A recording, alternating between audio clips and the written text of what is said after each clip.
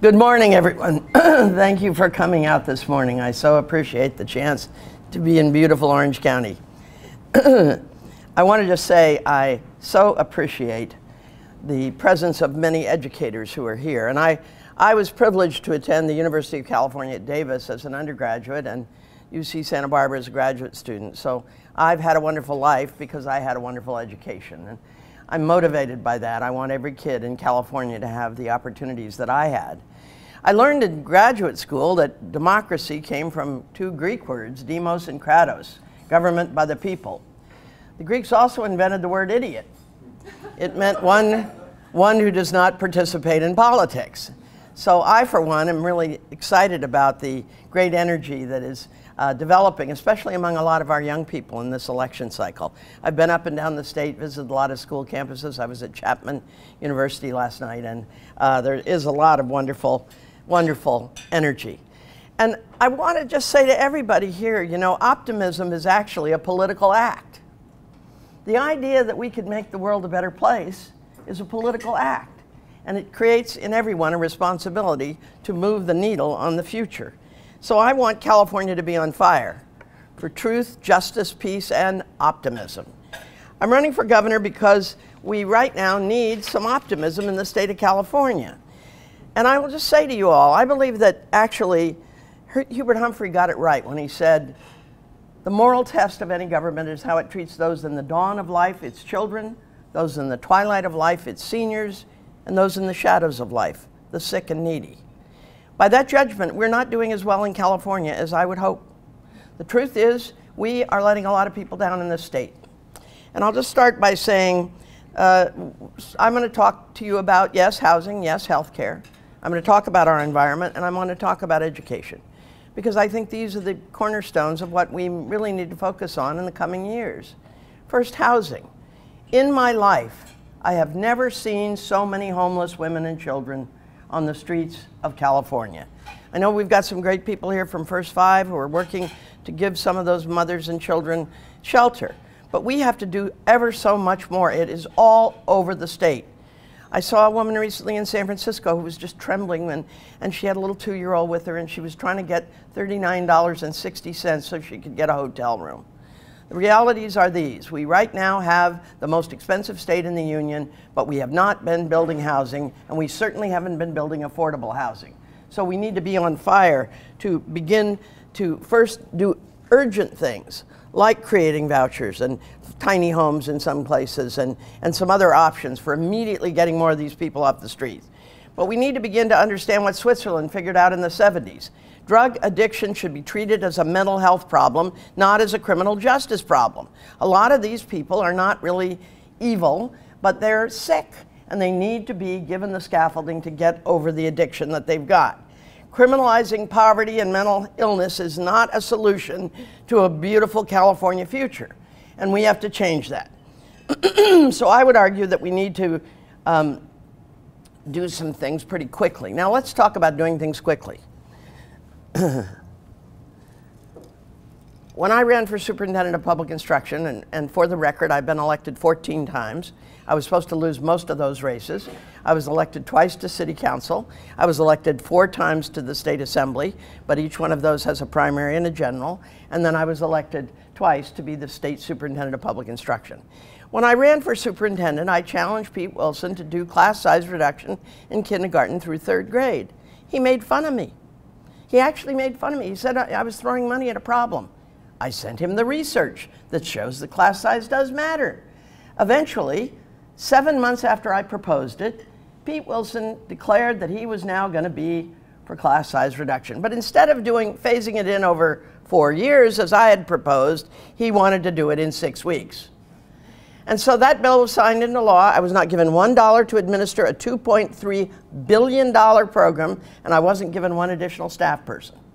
And I went into Pete's office at his suggestion, met with he and his staff, and the governor said, well, Delaine, I'm sorry I didn't give you any staff or any money to administer a $2.3 billion program and only 6 weeks to do it in.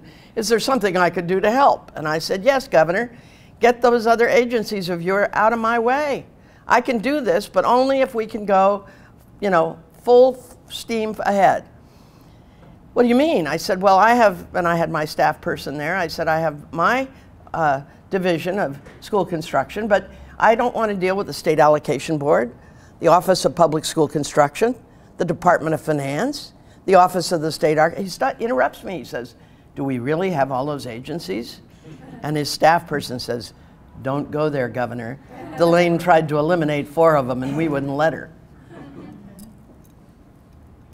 To his credit, he gave me permission to go full speed ahead and not to go through those other 5 agencies. And we did it. I met with the housing people. I said, we've got to have 30,000 housing units, portable classrooms in the next 6 weeks. And they were like, you're crazy, that can't be done.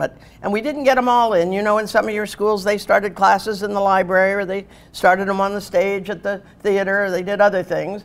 But the bottom line is, in a record amount of time, we reduced class size in California. And I apologize to all the principals and superintendents who had to leave their vacations in Mexico or Canada or France or the mountains to come home early to get ready to do that. But it shows that if you really put your shoulder to the wheel and you really got committed people around you, there's nothing we can't do. So we could end this housing crisis with some pretty emergency fast work. I'll also tell you that one of the other things I will say, and one of the reasons I was able to do that, is I'm not afraid to hire people smarter than me to work for me. You can get a lot done if you do that. And so one of the things that I think the state of California does need is a lot more inspiration to the people that work there. I've been to departments all over the state. Some of you know people that work at EDD or Caltrans, that work at DMV, and they're depressed and demoralized because no one ever asked them what they think we could do to run a better state. There's some mistakes occurring in Sacramento. Let me just say to all of you that when I got to the legislature, just to explain, I'd been in the city council, but while I was on the city council, I had left my teaching at community college. I was up for a full-time job finally after 6 years of doing everything but painting the buildings and cutting the lawns. I'd been women's studies coordinator. I ran the women's center. I did an internship program, which I created. I developed classes in a variety of areas, including community organizing. I used Saul Alinsky before Obama. But the reality is that I was up for a full-time job, and I went before the San Mateo Community College Board the night after Prop 13 passed, and they froze all new hires. I stayed another year, wrote another grant that was funded, did my work, but they still weren't going to open up the job, so I went to the private sector. It was really a wonderful thing I did. First, I went to the accounting department, accounting manager. I learned about the books. I learned about balancing the budget. I learned about balance sheets and income statements. And then when divestiture at Pacific Telephone occurred, I got sent to corporate planning. And that's where I learned about long-range planning. So when I got to the legislature, and I went to the private sector so I could run for city council and be able to afford a nice pair of shoes and a decent set of tires. But the bottom line is, when I went to the legislature, I went around to all the committee consultants and I asked them, could I please see the long-range plans? You know, the long-range plans. Cities have them, counties have them, the state requires it. Imagine my surprise when most of the consultants looked at me and said, huh? What do you mean? Finally, I got to Water Parks and Wildlife, and they said, well, we do have a long-range plan. It was done under Governor Brown, Pat Brown, 1957. Let that sit in. I suppose it should be set in, but it's sit in my case. So the truth is that why aren't we doing long-range planning? Oh, by the way, the last master plan for higher ed, because I know we got some higher ed educators here, that was done in 1960, also under Pat Brown. Ladies and gentlemen, one of the reasons we have an $800 million repair at Oroville Dam is we're not doing long-range planning in water. We're not doing long-range planning in a whole host of areas, and it's time for California to do that. That's one of the things that I bring to the table. I will also say that if we did long-range planning, we wouldn't just say, oh, look, a pony. Let's do twin tunnels. Why don't we understand that last year was the biggest rainfall in recorded history in California, but there was no plan to capture that water and reuse it, not to re-inject it into aquifers, not to use it in a variety of ways. No plan. So the water ran into the Pacific Ocean. We need somebody who's going to get the state on its toes to do more long-range planning so we don't make mistakes like those we've been making in water in the last few years. And I will say that the twin tunnels were once called a peripheral canal. If you put a lid on a peripheral canal, it's called a twin tunnel. And the voters turned it down by a 70% vote. So let's do this right, and let's get some water, but let's do it in the appropriate way. I will also say that the thing that always comes to mind when I think of Oroville Dam is for one of the nail, the shoe was lost. For one of the shoe, the horse was lost. For one of the horse, the rider was lost. For one of the rider, the battle was lost. For one of the battle, the kingdom was lost. All for one of the nail.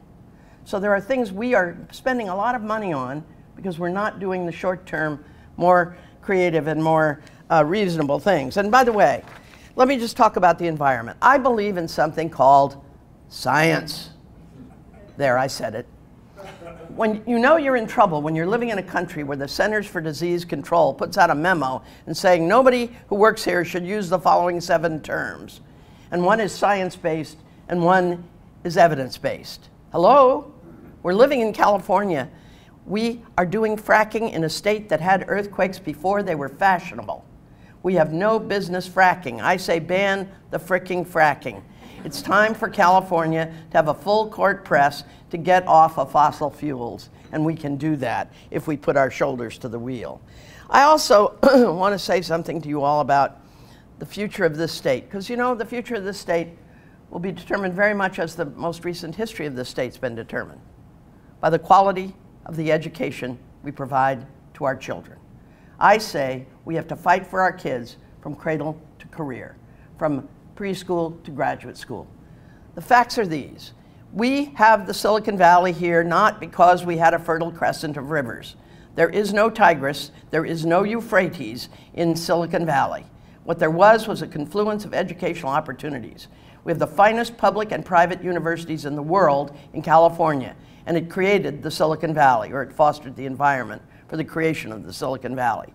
If you want to dream about a great dream for California, then let's understand each other. The rest of the first world gives paid maternity and paternity leave in most countries, but the paid maternity leave isn't half of your money as a disability amount, it's full pay. And it isn't a few weeks. In most of the Western Europe, it's at least 9 months. In Germany, it's 3 years of fully paid maternity leave. So it's time for us to go to 3 months, then to 6 months, and then to 9 months. In the period of time that I'll be governor of California, we'll do that. Fully paid maternity leave.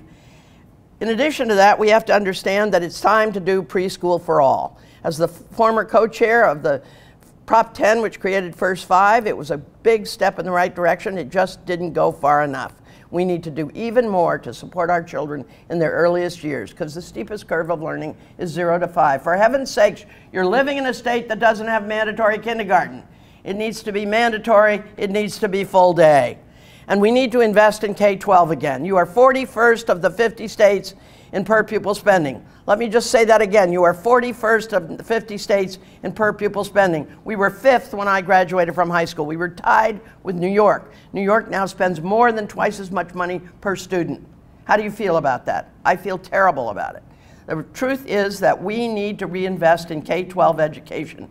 We need to lower class size in elementary. We need to offer our kids more opportunities for broadband and internet, especially in rural, remote parts of our state. We need to ensure that every kid has access, yes, to science, technology, yes, to math and to history and English, but also to art and music and athletics. You save this kid with art and that one with physical education, and you save that one with a counselor. Because I'm standing here today because the first day of high school, the counselor calls me in and bawls me out. I'm not in university prep. I didn't know the difference. My parents didn't go to college. So she gets me to take the classes that get me into the University of California. She's not there now. We're dead last in the number of counselors, nurses, librarian. Is the nurse important? Well, it was a nurse that called my mother when I was in the 4th grade and said, go get her eyes checked. My mother didn't realize I needed to wear glasses. I walked out of the ophthalmologist's office and I said, wow, people can see leaves on the tree from this far away. And so I've met people all across the state the first time they got glasses was because of the school nurse. And the school librarian, she's laid off too. It was Miss Firth, was the Britton Acres school librarian, who came up to me and said, honey, I notice you like to read. I'd like for you to think about reading some of these books. These are biographies of women. And so because of Miss Firth, I read every biography of a woman at the Britton Acres Elementary Library. See, my dad was in the Navy, so I was actually born in San Diego. Otherwise, I'd have been a 5th-generation San Franciscan. At least they were in California, though. Anyway, when my dad had his last stint in the Navy was up at Mare Island. We lived with my grandparents in San Francisco. I was in a public school classroom with 44 children. 44. And then my dad and mother decided they could afford a house, so they looked around and they could have bought a bigger house for less money, but they bought the little house that cost more. You know why? Schools were better. And so I went from a classroom with 44 kids in it to a classroom with 20. And thereby hangs the tale. It wasn't that the teacher, Miss Poole in San Francisco, wasn't a good teacher. She was a good teacher, but she had 44 children. Mrs. McClaws only had 20. And so that's why I fought to do class size reduction.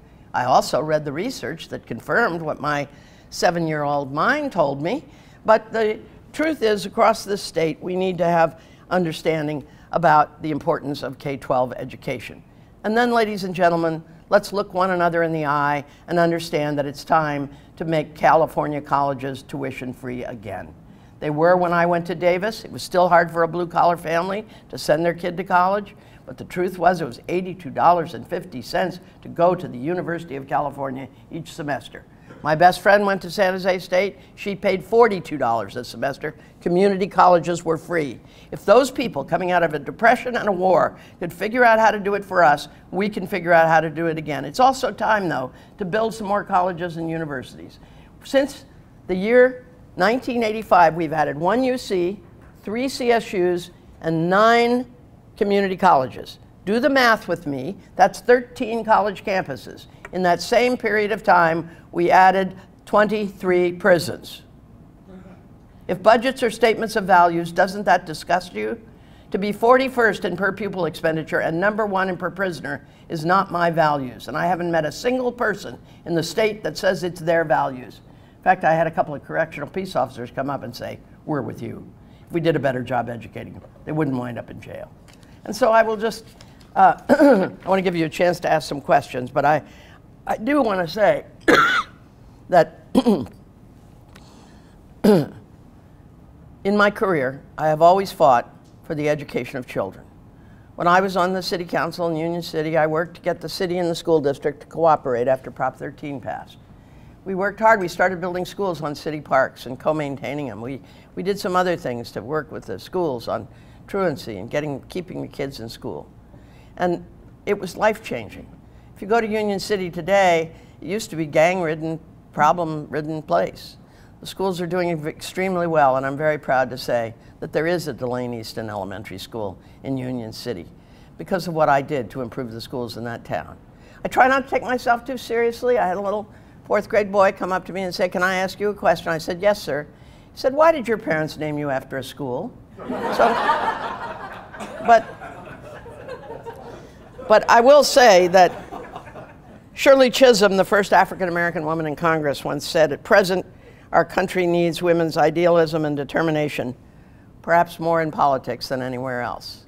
We have never had a woman governor. I happen to be the most qualified. I have the most experience. And to all of you, I say, what the heck? Why not give it a chance and see if we could fundamentally transform the future of this state by having somebody with a brass backbone who has the courage, the vision, and the heart to do what's right for the future of California. I've run for office 14 times. I've won all 14 times. I'm not afraid to tell you that we can, in fact, do this. But it needs people like you to talk to your friends, to stand up and say something out loud about how isn't it time we had California vision on the horizon again and thought about our future with much more positivity.